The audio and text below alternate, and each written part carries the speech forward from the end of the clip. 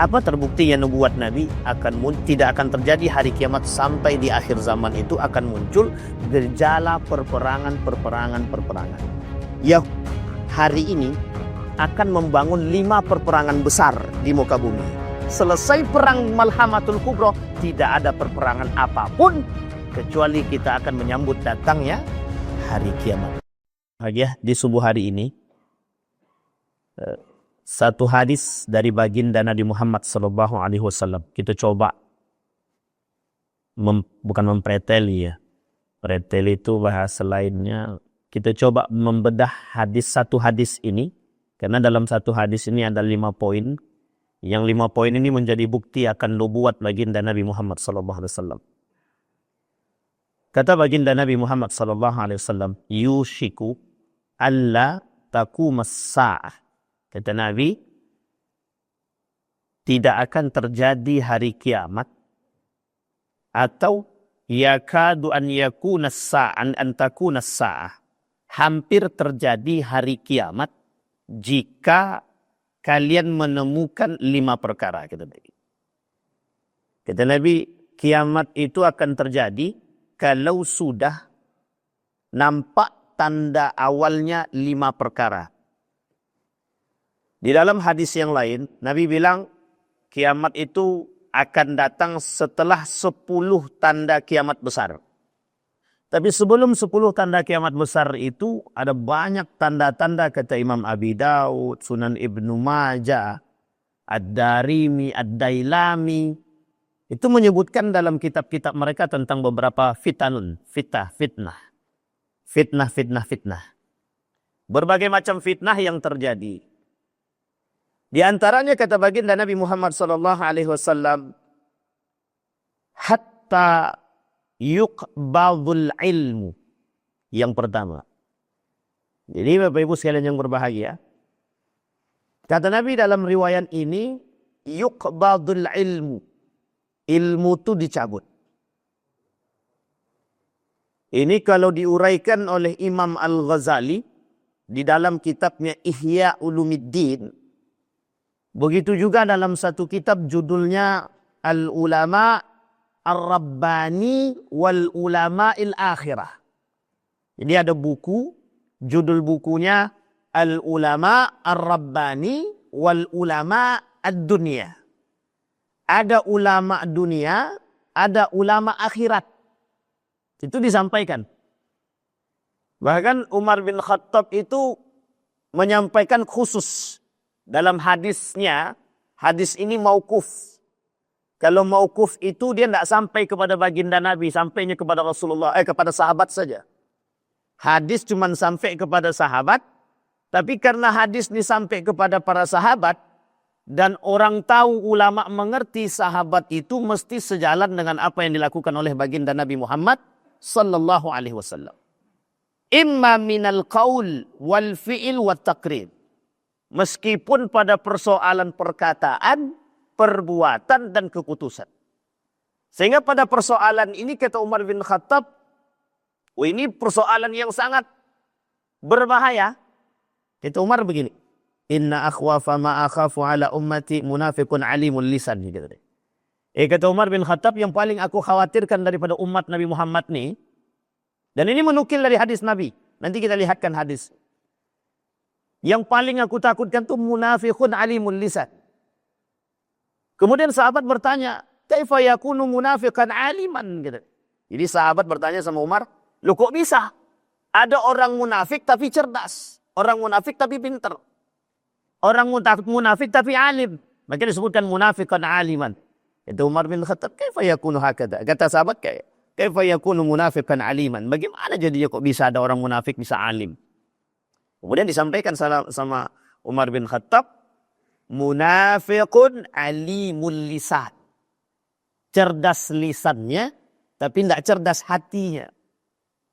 Makanya disebut dengan munafik. Kalimat ini disampaikan oleh para ulama yang lain.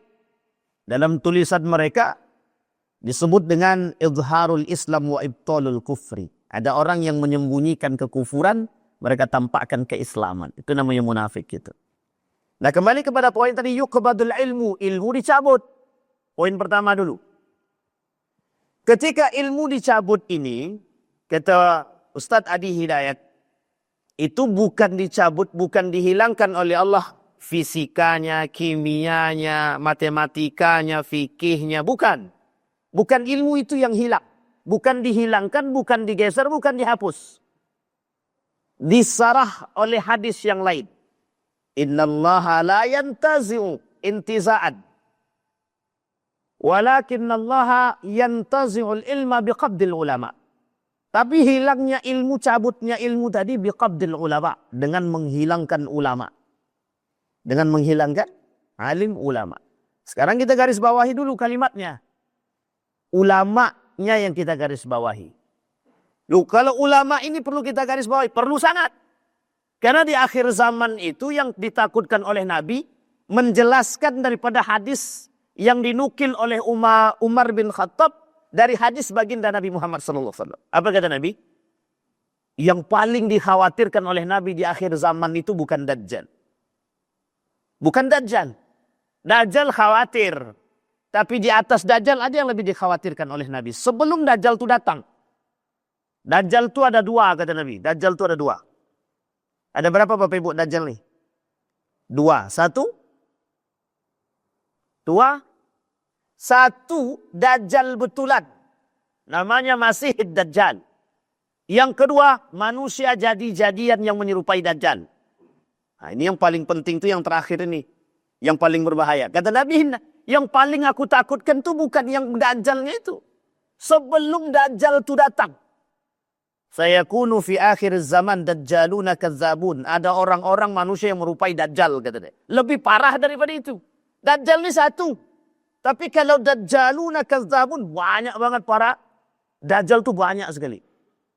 Sehingga pada masa Nabi saja. Nabi masih hidup nih. Nabi masih hidup. Itu ada 3 orang. Yang oleh sahabat dikatakan ini kayak Dajjal orang ini. Mirip ciri-cirinya. Orang pertama, orang kedua, orang ketiga. Hidup di kalangan di masa baginda Nabi Muhammad SAW. Sampai Umar bilang begini. Ya Rasulullah. Fulani bin Fulan itu Dajjal. Tapi Nabi bilang begini. Aku khawatir. Gitu. Kalau Dajjal. Dia bermata satu. Tapi ini tak bermata satu.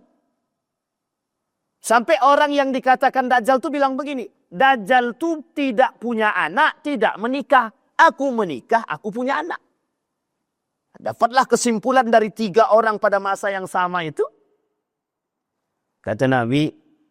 Karakternya apa? Pendusta. Oh, kalau begitu keluar hadis tadi. Dajjaluna kazzabun. Manusia-manusia yang menyerupai Dajjal.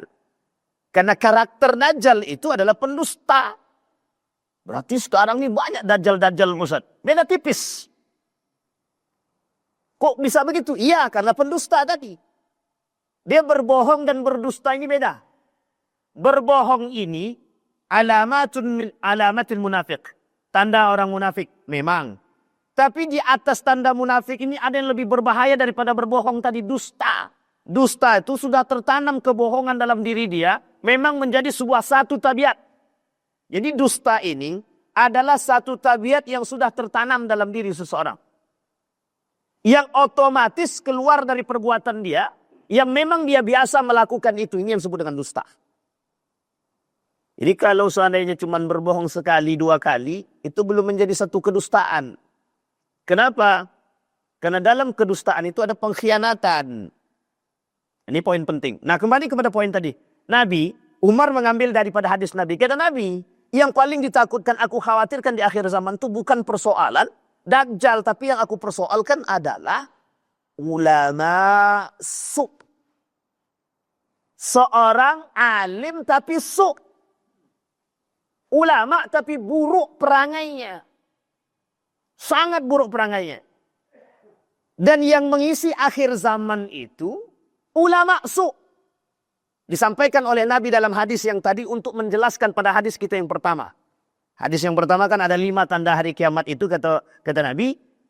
Dijelaskan pada poin yang pertama oleh hadis yang kedua yang kita gandeng tadi. Intiza'an yantazi'uhu. Walakin Allah yantazi'ul ilma biqabdil ulama. Dengan cara mengambil ulama. Kalimat selanjutnya muncul setelahnya ittikhazul juhal. Ittikhazul juhal ini artinya ketika ulama yang soleh ini diangkat, ulama-ulama yang baik diangkat, bermunculanlah ulama yang dua. Ulama su' secara perangai, ittikhazul juhal satu. Ada orang yang mengaku ulama. Ada orang yang mengaku ulama. Kita ambil contoh. Ini saya sampaikan Bapak Ibu, biar Bapak Ibu lihat. Di televisi banyak. Banyak sekali. Betapa banyak hari ini orang-orang yang mengaku alim agar dia punya banyak pengikut sehingga mohon maaf. Akhir daripada perbuatan dalun wa adhan sesuai dengan hadis Nabi. Ittikhazul juhal, mengambil orang bodoh menjadi alim, mengambil orang bodoh jadi panutan, akhir daripada perbuatannya dalun wa adhal, sesat dan menyesatkan. Lihat Bapak Ibu sekarang film yang tenar tahu ya, namanya Walid Nak Dewi kan. Itu bukan cerita. Itu fakta. Kalau Bapak Ibu mau lihat, kelilinglah Indonesia. Pasti Bapak Ibu temukan. Kenapa kok begitu yakin Ustaz? Kami temukan. Waktu saya tinggal di Yogyakarta, 18 tahun kurang lebih kami tinggal di Jawa itu. Dari Banyuwangi, perbatasan, kemudian Serono, Jember, sampai ke Yogyakarta, sampai Semarang. Boleh Bapak Ibu cek dah. Ada orang sholat, tapi tidak pakai baju sehelai benang pun, tapi pengikutnya banyak. Ini namanya ittikhazul juhal, uniknya punya pengikut. Itu tidak terlalu berbahaya. Zahir Ustaz kesyirikannya, zahir kemunafikannya, zahir kesesatannya. Ada orang yang samar-samar menyesatkan kita. Ada. Ada orang alim tapi tidak punya akhlak. Itu namanya samar-samar dalam penyesatan. Berilmu tinggi, tapi ternyata diam-diam ilmu yang tinggi digunakan untuk menyesatkan umat. Inilah kaum liberalisme, sekulerisme, pluralisme, materialisme, semua yang isme-isme. Termasuk feminisme. Ibu-ibu jangan tersinggung ya. Feminisme, gerakan kewanitaan yang dipelopori oleh Eropa Barat, semuanya itu gerakan menuju kepada pembangkangan terhadap nilai-nilai Islam, sesat dan menyesatkan. Kami ini Ustadz gerakan anti poligami. Kata ibu-ibu kan misal. Kami ini gerakan anti poligami. Ibu-ibu tidak mau poligami silahkan. Tapi mengingkari hukum poligami kafir. Itu dia. Yang digiring kemana? Yang dia giring tujuannya apa? Agar ibu-ibu ini benci dengan poligami.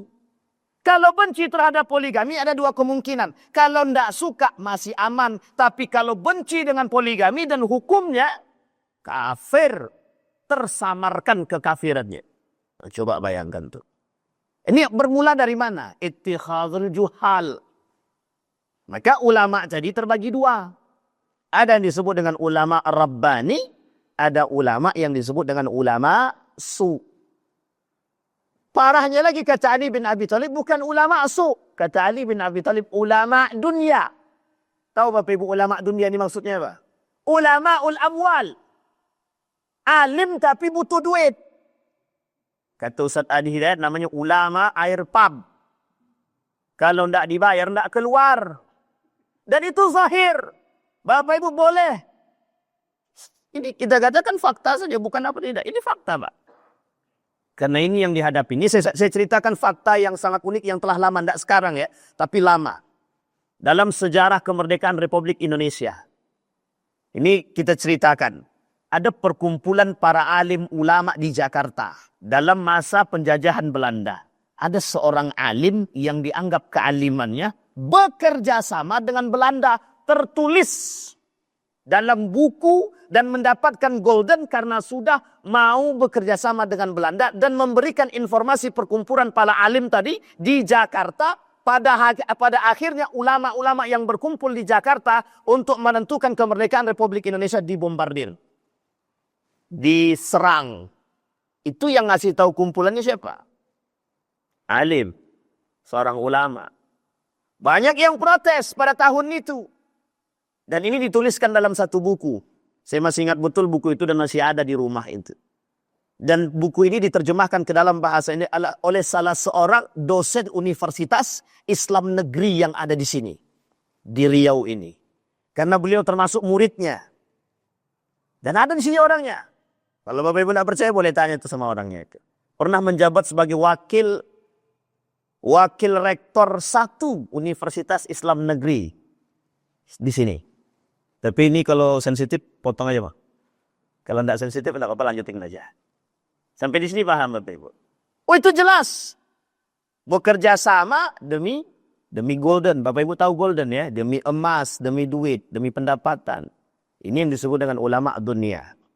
Itu yang ngomong bukan saya, kata Ali bin Abi Thalib. Sehingga oleh satu lagi, ada yang menyebutkan dalam kata Hasan al-Banna itu, bukan ulama dunia. Ulama usyayatin, gitu deh. Lebih keras lagi Pak. Dikatakan oleh Hasan al-Banna itu lebih keras lagi.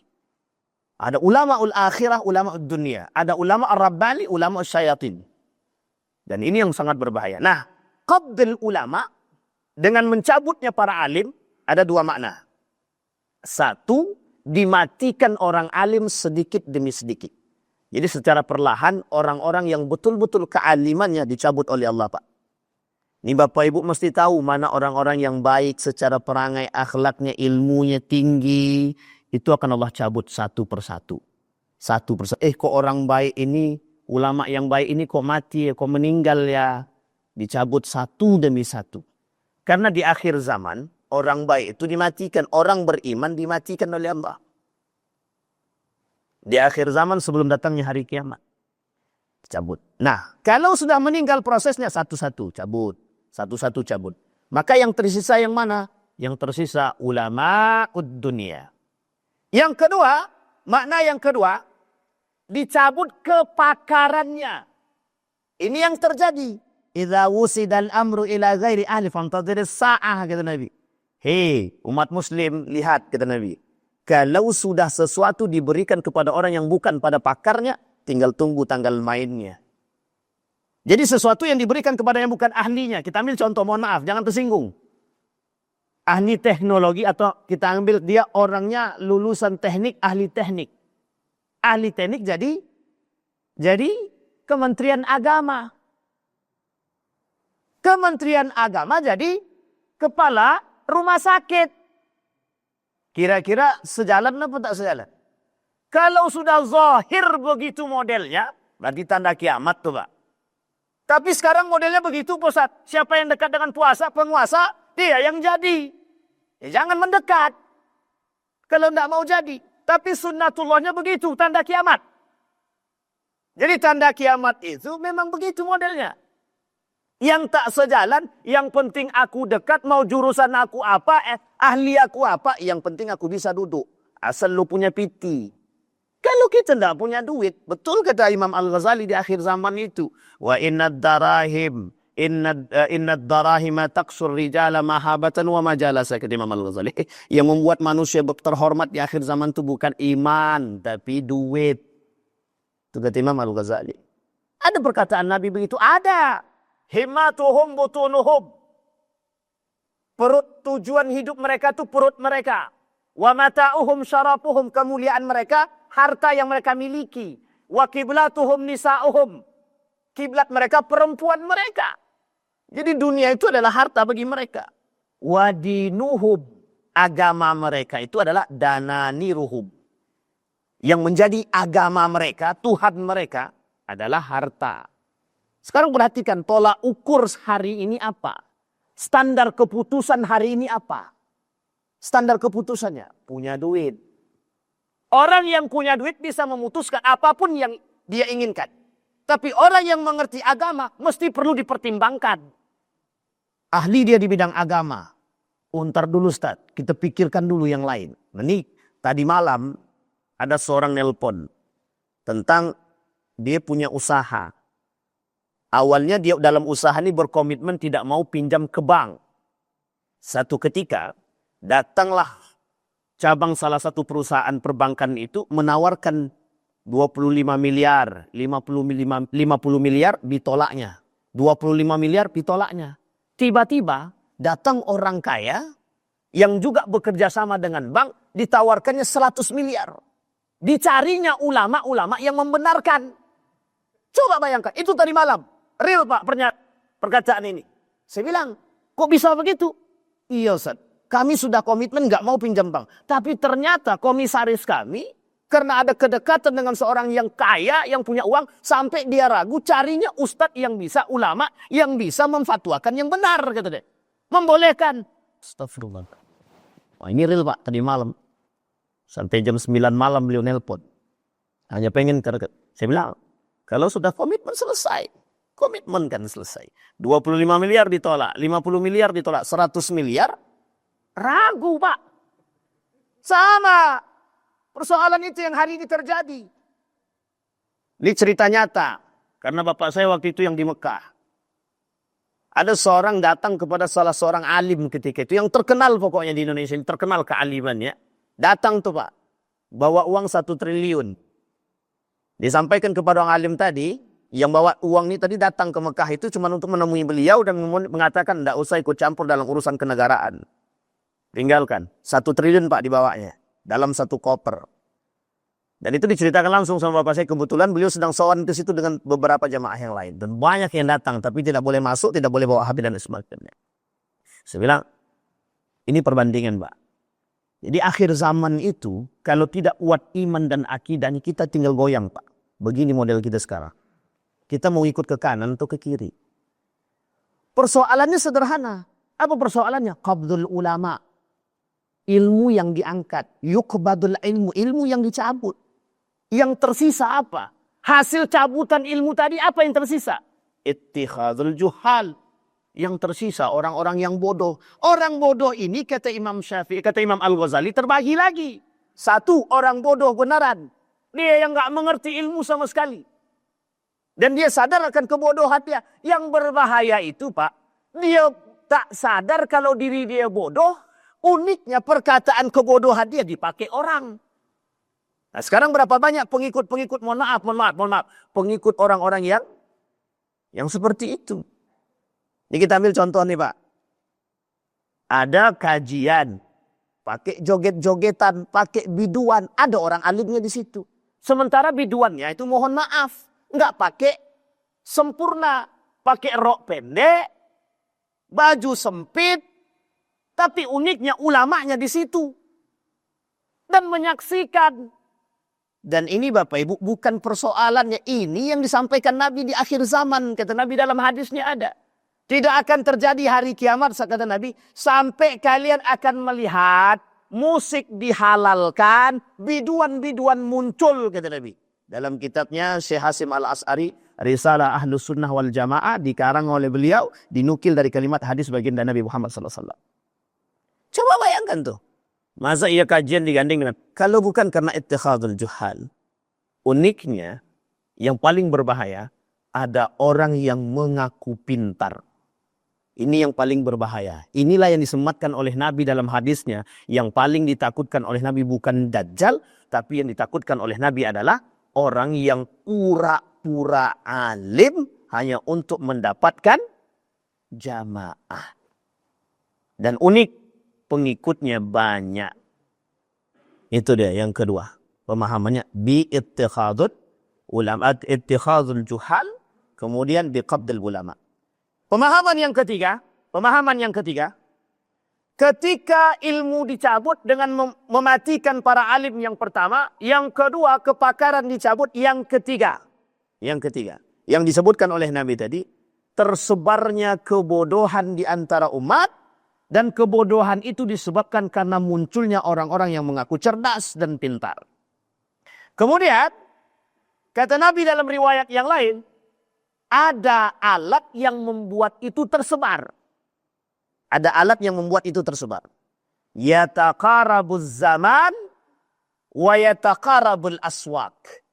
Kata Nabi, kenapa orang-orang yang bodoh-bodoh tadi bisa tersebar, bisa banyak pengikutnya? Orasinya bagus, kata Nabi di akhir zaman itu. Qalilul fuqaha wa kasratul khutaba. Kathirul khutaba wa qalilul fuqaha. Banyak para penceramah, sedikit para fuqaha. Satu ketika Dr. Mawardi Muhammad Saleh kami minta untuk datang ke acara akikah anak kami. Terus saya sampaikan, beliau tanya, namanya siapa? Fakih, Ustaz. Loh, apa alasan ente ngambil namanya ini? Saya bilang, satu hadis baginda Nabi Muhammad SAW. Saya bilang kepada beliau, apa itu? Katsirul khutbah wa qalilul fuqaha. Saya pengen anak saya menjadi yang sedikit di antara yang banyak, Ustaz. Beliau kemudian istighfar. Kata beliau, mudah-mudahan menjadi orang yang betul-betul faqih. Amin ya rabbal alamin. Kenapa saya ambil nama itu, Pak? Karena dari hadis tadi. Di akhir zaman banyak para khutbah tu banyak. Khutbah tu banyak.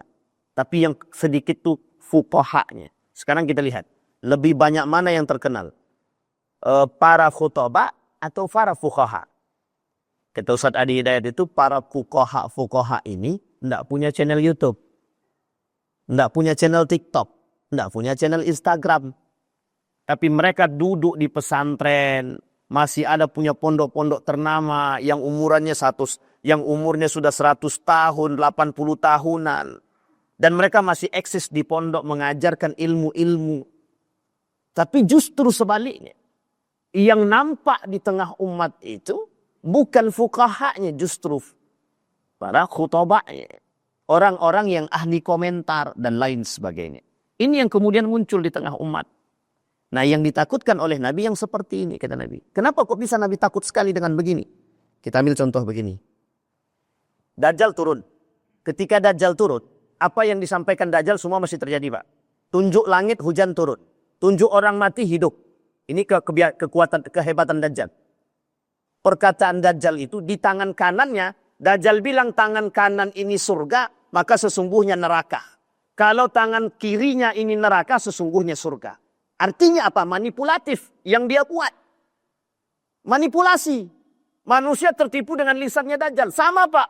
Kata Nabi, kalau Dajjal itu cuma satu, datangnya di akhir zaman, maka akan datang orang-orang yang menyerupai Dajjal, yang seolah-olah di tangannya ada surga tapi neraka, yang seolahnya di tangan kirinya neraka tapi surga. Maksudnya apa? Lisan mereka munafiqun alimul lisan. Kita ambil ayatnya. Kalau Bapak tidak percaya, kita lihatin ayatnya. Kata Allah dalam Al-Quran begini. Wa minan nasi may yu'jibuka qawluhu fil hayatid dunya. Berapa banyak nanti manusia yang akan membuatmu terpesona dengan lisan mereka. Ini yang ngomong Allah, bukan saya. Kata Allah, berapa banyak manusia yang tertipu dengan keajaiban lisan mereka. Ini terjadi, Pak, pada masa siapa? Terjadi pada masa baginda Nabi Muhammad SAW. Ini saya sebutkan, Bapak Ibu, sejarah kaum munafik pertama sekali di muka bumi ini dalam Islam terjadi pada masa baginda Nabi Muhammad SAW. Di mana? Di Madinah. Madinah itu kota suci atau tidak? Kota suci apa bukan? Saking sucinya kota Madinah ini, muncul di situ manusia munafik. 40 orang sekaligus muncul. Nabi kantongin tuh namanya. Diberikan kepada siapa? Diberikan kepada Hudzaifah ibn al-Yaman. Kata Nabi, pegang nih nama baik-baik. Jangan kasih tahu siapapun. Sampai Umar bin Khattab manggil Hudzaifah sini. Ada enggak nama saya di antara 40 kaum munafik itu? Kata Hudzaifah ibn al-Yaman cuma tersengir aja. Tidak disebutnya. Sampai dia wafat tidak ketemu. Tidak disebutkan siapa 40 orang. Tapi Nabi saking sudah begitu tidak sukanya dengan kaum munafik. Pernah satu ketika kumpul di dalam masjid. Disampaikan Nabi. Fulan bin Fulan berdiri. Fulan bin Fulan berdiri. Sampai 40 orang. Nabi katakan mereka semua munafik. Kata Nabi. Tapi ketika itu orang-orang yang lain tidak boleh melihat. Cuman harus menghadap ke depan saja. Tapi Nabi tunjukkan nama-nama tersebut. Fulan ibn Fulan, Fulan ibn Fulan, Fulan ibn Fulan. Coba bayangkan. Kenapa saking Nabi tak sukanya perbuatan mereka yang suka mengadu domba, perbuatan yang suka mengacau, perbuatan mereka yang suka membuat onar dan lain sebagainya. Dan itu terjadi di mana? Di Madinah. Nabi masih hidup. Sekarang pertanyaannya, Nabi sudah masih hidup apa tidak? Sudah meninggal. Pertanyaannya lebih besar apa lebih ringan? Jelas fitnah itu lebih besar. Kata Nabi dalam hadisnya akan muncul di akhir zaman. Sab'ina kadzab. Akan muncul di akhir zaman kata Nabi 70 para pendusta. Sekarang saya tanya Bapak Ibu. Berapa banyak pendusta yang muncul sekarang? Ada 70? Se-Indonesia ini ada 70. Tidak usah sedunia lagi se-Indonesia. Ada 70. Kalau belum sampai 70 berarti belum tanda kiamat lagi itu. Tapi kalau sudah 70. Hampir setiap lini ada pendustanya Ustaz. Berarti sudah lebih dari 70. Artinya apa? Bahasa itu kiasan. Sama dengan bahasa Nabi akan muncul di akhir zaman. Kata Nabi umat Islam itu terpecah menjadi 73 golongan. Pertanyaannya 73 golongan yang selamat berapa? Satu Ahlus Sunnah wal Jamaah. Pertanyaannya sekarang berapa banyak muncul aliran sesat itu? Majelis Ulama Indonesia lebih dari 1000-an aliran sesat yang ada di Indonesia. 73 apa 1000? Itu baru Indonesia. Mirza Ghulam Ahmad di mana tuh? Di mana Bang? India. Masih banyak? Masih Pak. Walid, sesat tuh Pak. Yang di Bengkalis, kalem pengajian, boleh menyentuh istri orang, boleh mencium istri orang. Tapi pengajian tuh Pak. Katanya apa? Yang punya, yang mursyidnya ini sudah alim soleh. Jadi kami bebas Pak. Mau melakukan apapun. La ilaha illallah. Kalau gitu mau juga kita daftar jadi mursyidnya itu Pak. Na'udzubillah ya summa. Yang pertama, qabdul ulama. Jadi Bapak Ibu, kalau kita tidak bersiap di akhir zaman dengan ilmu dan iman yang teguh. Dia dua cuman kuncinya Pak. Ilmu iman. Kalau berilmu saja tanpa iman mesti hancur Pak. Hancur. Kalau beriman tanpa ilmu. Ini susah Pak. Orang ibadah sholat tapi tanpa ilmu. Tidak ada gunanya Pak. Hal yastawil ladhina ya'lamuna wal ladhina la ya'lamun. Tidak sama orang beribadah itu dengan ilmu tanpa ilmu. Tidak sama. Maka kedua-duanya harus jalan. Ilmu iman. Orang berilmu kontrolnya apa? Iman. Jangan mentang-mentang punya banyak ilmu. Mohon maaf ya, mohon maaf. Banyak ilmu, tapi karena tidak punya iman, lisannya suka-suka hati dia mencaci maki orang. Lisannya suka-sukanya mencaci maki. Itu kalau tidak ada kontrolnya Pak. Kayak ulama su' itu banyak. Ulama su' itu banyak. Apa penyebab mereka jadi su'? Lisan mereka. Akhlak mereka. Poin yang kedua. Poin yang kedua ini kata Nabi, tuzharul fitan. Dari 5 tadi yang pertama qabdul ilmu, yang kedua tuzharul fitan. Banyaknya fitnah-fitnah tersebar kata Nabi. Banyak fitnah-fitnah yang tersebar. Fitnah apa? Kemungkaran, fahsya. Dalam Al-Quran Allah sebut, inna salata tanha 'anil fahsya wal munkar. Salat mencegah perbuatan keji dan mungkar. Keji di sini apa? LGBT, zina. Pokoknya semua perbuatan-perbuatan yang berkenaan dengan kekejian. Semua muncul di akhir zaman itu. Fitnah ini muncul semua. Indonesia darurat LGBT. Indonesia, bukan hanya Indonesia saja. Kita ambil yang paling kecil Pak. Riau. Sumbar itu kota pertama. Kota pertama dalam data, kota pertama yang banyak isinya LGBT. Kira-kira dekat tidak dengan Riau Sumbar nih? Dan Riau termasuk salah satu kota yang cukup banyak para pengikut LGBT-nya Pak. Tanya sama Kiai Misran. Ustadz Misran tuh pasti tahu tuh. Kenapa begitu? Karena banyak yang curhat sama beliau. Termasuk Pak, ketika kami bahas LGBT itu banyak yang nelpon. Ustadz anak saya LGBT, gimana Ustadz? Kata dia. Gimana? Masukkan ke barak tuh Pak, masukkan ke militer sebenarnya. Biar jadi laki-laki beneran itu. Banyak yang laki-laki yang kemayu itu Pak. Laki-laki yang ke perempuan-perempuanan itu. LGBT. Pelaku zina. Bapak Ibu lihat sekarang. Banyak enggak pezina-pezina tuh. Bukan zina zina itu bukan ingat Pak. Zina itu bukan hanya berhubungan badan. Bukan hanya berhubungan badan. Zina itu anak laki-laki perempuan. Laki-laki dan perempuan berboncengan dia keliaran itu zina tuh Pak. Zina. Tidak berhubungan badan tapi berciuman pusat zina. Berpegangan tangan aja yang bukan muhrim menjadi zina. Apalagi lebih daripada itu. Sekarang Bapak Ibu lihat. Ada kita berani menegur. Hei nak, jangan kalian berpegangan tangan kalau belum nikah. Pernah kita begitu. Justru orang tuanya, jangan pulang malam-malam ya. Katanya. Itu orang tua zaman sekarang tuh Pak. Cuma kalau kita tidak punya iman yang kuat, habis kita Pak. Generasi yang rusak, kemungkaran kata Nabi. Fitnah ini terjadi. Perjudian di mana-mana. Uniknya sekarang Pak, perjudian di mana-mana. Di mana-mana judi. Sekarang judinya sudah trap. Tidak lagi face to face judinya, tapi online. Bapak Ibu lihat judi online, kasus anggota dewan yang main judi online, sampai stres, kemudian pinjaman online, gara-gara kalah judi online, dia pinjam online. Setelah pinjam online tak mampu bayar, stres dia Pak. Nah sekarang uniknya, hutang Indonesia melimpah, Muncul pula pernyataan. Buat kita bangun aja kasino di Indonesia, kata dia. Untuk menambah pendapatan negara. Astaghfiruka wa atubu ilaik. La haula wa la quwata illa bin. Coba bayangkan. Sekarang kita tanya, itu di mana letak logika akal sehat kata Rocky Gerung itu di mana? Sudah tahu negara kita penuh dengan hutang, kok datang dengan cara yang maksiat kepada Allah. Di kemarin saya lewat Pak di jalan dekat pasar bawah itu. Malam hari. Saya keluar jam habis maghrib. Sepanjang jalan itu Pak. Yang di dekat tempat mainan anak-anak itu. Itu jualan apa itu Pak? Khamar. Bir bintang. Loh kok dibiarkan? Kok seperti itu Pak jualannya? Jadi tandanya kalau seperti itu kita sedang membuka jalan kemurkaan Tuhan. Mau ada alimnya di sini, mau sekuat apapun alimnya, kalau tak punya pengaruh, tak berani, tak bisa berbicara begitu, kemungkaran merajalela, khamar jualan bebas. Ya mohon maaf kata Tuhan. Maaf, mau alim kali ente tetap aku binasakan.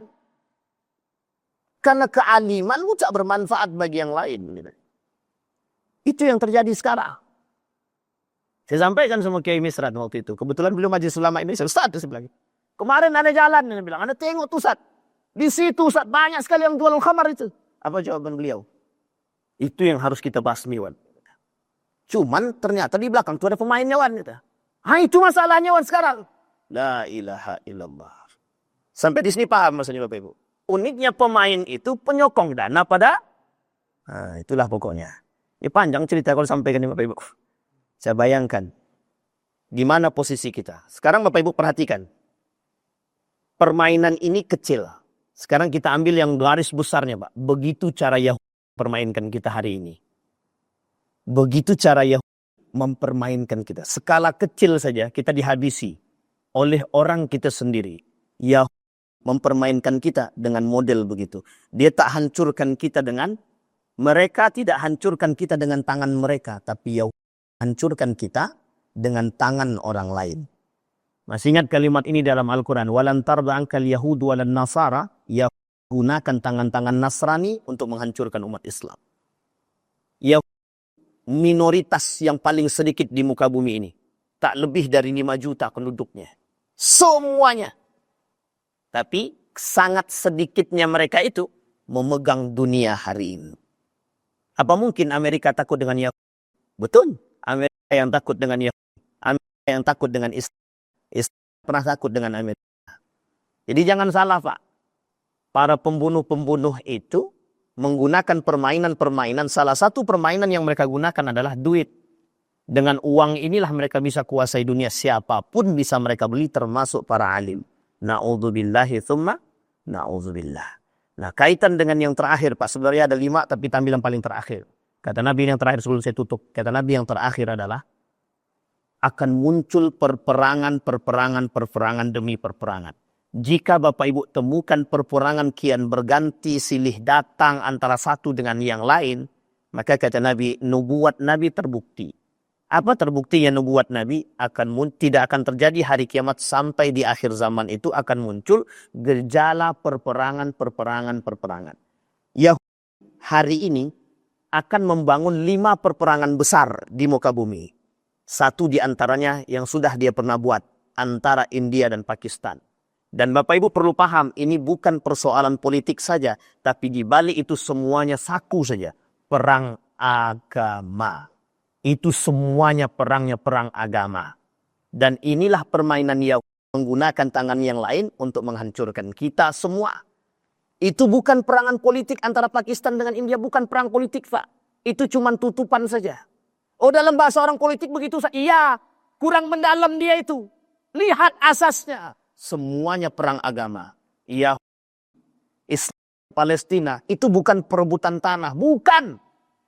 Agama. Di dunia ini yang ingin dikuasai oleh Yahudi satu saja. Abrahamic religion. Agama nenek moyang dia disebut dengan Abraham. Maka Bapak Ibu, dalam kitab mereka, Talmud, membunuh anak-anak Palestina dengan tanpa ada rasa belas kasihan, itu sudah menjadi sebuah kewajiban. Jadi kalau mereka tidak membunuh justru berdosa. Kalau mereka membunuh berpahala. Jadi kalau badan berputus-putus itu mereka bahagia. Mereka bahagia. Satu ketika seorang pemuda datang kepada rahib asli Yahudi. Dia tanya kepada rahibnya mereka. Bagaimana pendapatmu tentang orang-orang Yahudi militer-militer ini yang membunuh anak-anak Palestina? Apa jawabannya? Jawabannya sederhana. Wajib bagi mereka membunuh. Dan kami bahagia. Coba bayangkan. Jadi kalau sekarang Bapak Ibu tidak mau ikut andil dalam urusan Palestina, berarti Bapak Ibu tidak beriman. Kenapa kok berani begitu Ustaz? Iya. Karena kata Syekh Atiyah Sakar, orang yang tidak peduli dengan kasusnya Palestina, la yu'mil, tidak beriman. Kata Syekh Atiyah Sakar. Saya mengikuti perkataan itu, Pak. Kenapa saya katakan saya mengikuti perkataan itu? Karena sejatinya perang antara Yahudi dengan mukmin ini, dengan Palestina itu bukan perang politik. Tapi perang agama yang bumbunya adalah politik. Bayangkan, kita ambil contoh. Sederhana saja. Di balik perdamaian gencatan senjata antara dengan Palestina, ada satu negara. Namanya Qatar. Bapak Ibu mau tahu? Qatar bekerja sama dan sama-sama latihan militer dengan Amerika Serikat, dengan Israel. Yang mendamaikan gencatan senjata siapa? Qatar. Qatar bermain di belakang itu kerjasama latihan bareng dengan di Uni Soviet. Latihan bareng dengan Amerika, latihan bareng dengan tentara Israel. Sakit enggak kayak kita, Pak? Sakit enggak kita? Kita sudah dibumbui dengan keinginan tertentu. Kita ambil contoh lagi sekarang. Suriah dengan Amerika. Bapak Ibu lihat ya jabat tangan. Tahu Bapak Ibu permintaannya apa? Suriah harus kerjasama lagi dengan apa jawaban Presiden Suriah? Tidak mau. Kalau tidak mau, kami tidak mau mencabut bloknya, blok ekonomi. Apa kata pemerintah Saudi? Kami akan berinvestasi di situ. Kapan? 200 miliar US dollar akan kami investasikan dari Saudi untuk terbentuk dalam satu perjanjian namanya agreement. Abraham Agreement. Perjanjian Abraham. Perjanjian Abraham itu Pak, bukan perjanjian politik. Di balik itu Pak, yang mereka inginkan membangun agama Abraham. Makanya nanti Pak, semua orang Yahudi itu akan balik ke... Semua orang Yahudi di muka bumi ini, itu akan berhijrah. Dan orang beriman dari golongan orang Muslim akan berhijrah ke Palestina. Disitulah terjadi yang disebut dengan perang Malhamatul Kubra. Perang antara orang Yahudi dengan orang beriman. Selesai perang Malhamatul Kubra, tidak ada perperangan apapun kecuali kita akan menyambut datangnya hari kiamat. Insya Allah Bapak Ibu tidak akan bertemu dengan hari kiamat. Karena seburuk-buruknya kaum kata Nabi yang bertemu dengan hari kiamat. Mudah-mudahan ada manfaat. Ada pertanyaan Bapak Ibu? Tidak ada insya Allah. Ada pertanyaan Bapak Ibu? Ini tidak tahu nih apa yang mau ditanyakan kan begitu. Ya begitulah kondisinya. Mudah-mudahan kalau tidak ada yang bertanya, kita berdoa kepada Allah. Semoga apa yang kita sampaikan di subuh hari ini, Allah ridai, Allah berkahi, Allah jadikan kita orang-orang yang istiqamah dalam kebaikan dan ketaatan kepadanya. Tujuan akhir zaman, hadis-hadis akhir zaman ini kata Nabi, kata para ulama, bukan untuk melihat semakin dekat waktunya, bukan menentukan waktunya. Tapi di mana Anda memposisikan diri, sekuat apa iman Anda di akhir zaman, sampai Anda harus siap. Karena orang di akhir zaman itu, kata Nabi, harus kuat iman, kuat akidah. Kalau tidak goyang. Makanya pengibaratannya seperti memegang bara api. Seperti telur di atas ujung tanduk. Kena tiup angin sedikit jatuh sama. Orang yang beriman, berakidah di akhir zaman. Berjalan di atas paku pelan-pelan, pelan-pelan, pelan-pelan. Kalau tidak langsung tertusuk kakinya Pak, terjerumus. Nah mudah-mudahan kita semua termasuk orang-orang yang istiqamah.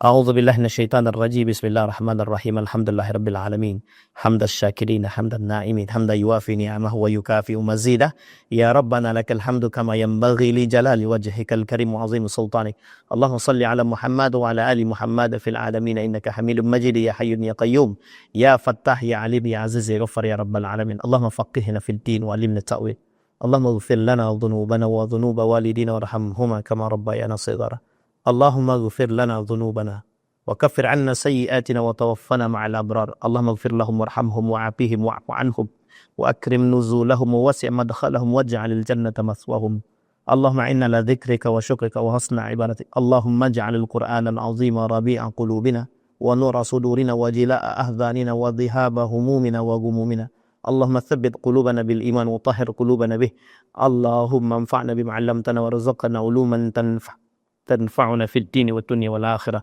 اللهم اختمنا بحسن الخاتمة ولا تختمنا إلا بحسن الخاتمة اللهم انصر من نصر الدين واخذل من خذل المسلمين اللهم انصر إخواننا المجاهدين في فلسطين وفي غزة وفي كل مكان اللهم دمر اليهود اللهم دمر اليهود اللهم أهلك الكفرة والمبتدعة والمشركين أعداءك أعداء الدين ربنا آتنا في الدنيا حسنة وفي الآخرة حسنة وقنا عذاب النار والحمد لله رب العالمين السلام عليكم ورحمة الله وبركاته